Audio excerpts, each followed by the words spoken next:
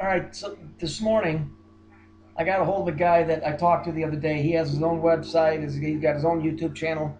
For those that know me, and you know him both, you'll know who I'm talking about. But I won't bring up his name. It's not important.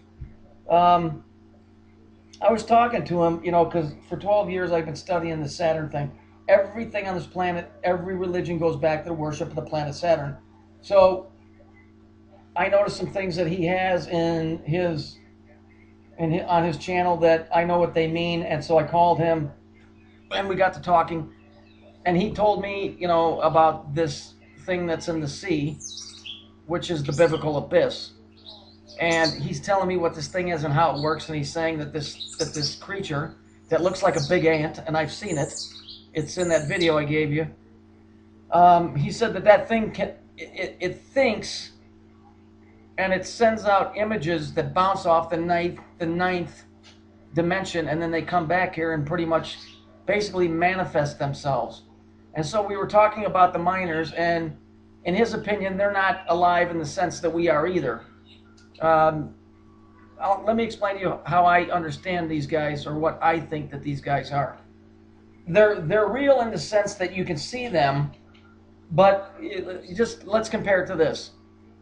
Let's say that you have a house that you were born in, you live there your whole life. You got married, you had kids, your mom and dad lived there, they passed away, so your whole life is within the confines of this house. And let's say that you go on vacation and you come back and the house is burnt to the ground. Well, let's suppose that your father left you the plans to rebuild the house. So you rebuild the house, and it looks identical in every way, shape, or form. But the minute that you walk in the front door, you realize that your house is not your house. The feeling to it, the memories, all of that stuff, the what you would call, for lack of a better word, the spiritual essence of it does not exist. It looks like the house. The doors all close and open like the house. The windows, everything is identical, but there is nothing there. So your house that is not the house that was, but it is the house that is. That's what these guys are. That's what these guys are. They are, for lack of a better word, the way he put it, they are an echo. In my opinion, they are nothing more than a carbon print of, or, for lack of a better word, they're just a remake of what they were, but they're not them. They are a copy of them down to the most subatomic particle, but they're not them. And the more important thing is why are they here? Because it's just one more thing in a line that's telling you that the reality that we're in is in my opinion, is coming to an end. It's unraveling, and those things are here to try and take advantage of it. There is a war on for your mind, literally. Anyway, getting back to what this guy said. He said, well, they're bouncing this information or these images off the ninth dimension, and they're coming back and doing these type of things and affecting people in certain areas to do certain things. And so I spoke to him on Saturday, and I couldn't grasp what he was talking about. And then this morning I was laying in bed, and I was thinking about the ninth dimension, and then it came to me. The ninth dimension on the Kabbalistic tree of life, which, in my opinion, there ain't nothing holy about that, but I know what that is from studying, is Binah, B-I-N-A-H. And Binah is the ninth dimension, and the ninth dimension is Saturn. You can go look it up, go type in Binah, type in Binah, tree of life, and it will tell you that it's Saturn. So what he was saying was right, because every religion in this world, whether people like it or not, or whether know it or not, worships Saturn, because it is not only is Saturn is called the Earth star. It is involved in everything that encompasses this planet. Those things that are down there, I just ran across this by accident, but check it out. I was looking up for the god of the abyss, because we have 400 warships that are sitting down in the Gulf of Aden. Okay, that's Greek. That's the Greek god of the abyss. Let me show you what I ran across. Now, what are the odds that I would look up? I mean, they told us literally down to the verse. You ready?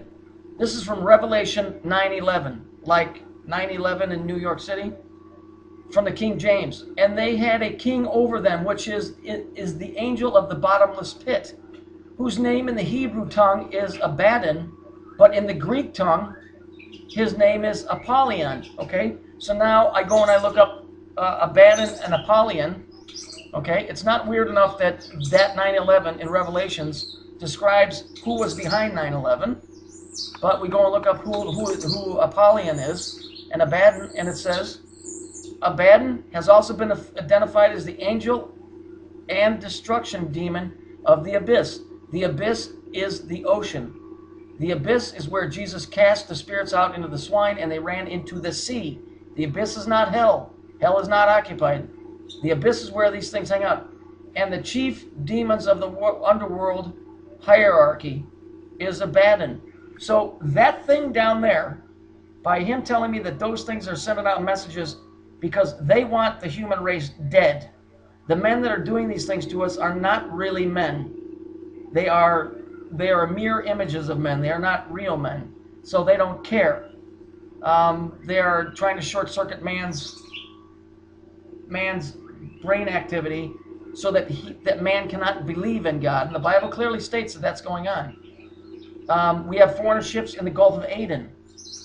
That is where Satan is at. That is where Satan is at. Abaddon. Though in the Hebrew it's Behemoth or Leviathan. And they're down there protecting that thing because I got a real strong suspicion the real creator is on his way back here and the shit's about to hit the fan. So this is known as the Golden Age or the return to the Golden Age of Saturn. According to this individual, the reason that they're mining the gold and stealing it, and I see this on TV all the time, I'm sure you do, where they keep saying sell us your gold, is because they need the gold. It's a catalyst. It's what's holding all the heavy metals together that they're poisoning people's minds and their bodies with. And I mean, all of this makes sense. That thing in the dirt, in the ocean, that you saw in that video is just one of thousands, but that is, in essence, the things that want to come back up here that have been stuck down there since the flood. And this cannot be coincidence. That the verse 9/11 in Revelation describes who was behind 9/11, and that the fact that that creature that's down there is named the same thing that the Bible describes as the destroyer of this planet, and that thing, according to this guy, says that thing is bouncing mental images and doing stuff with time and space, bouncing it off Saturn, which I know is the god of time and space, and it's bouncing off the ninth dimension, which has been there's too much coincidence. You know, I mean, just the sheer fact. Stop and think. Did you know Obama left the country 2 days ago with 3,000 people and some destroyers and some cruisers, and he left with 3,000 people, and it's costing America $200 million a day. Okay, today is Monday. I mean, you might not watch this until Tuesday or Wednesday. I'm just telling you, we are running out of time. Those things want you dead. They want you dead. It's just the way it is. They want to reclaim the upper atmosphere where we're at. So don't think that the devil is some dude in a red suit with pointy horns and a pitchfork. That comes out of that's a Catholic rendition. But the pitchfork is right because that goes back to Trident, who is the god of the abyss.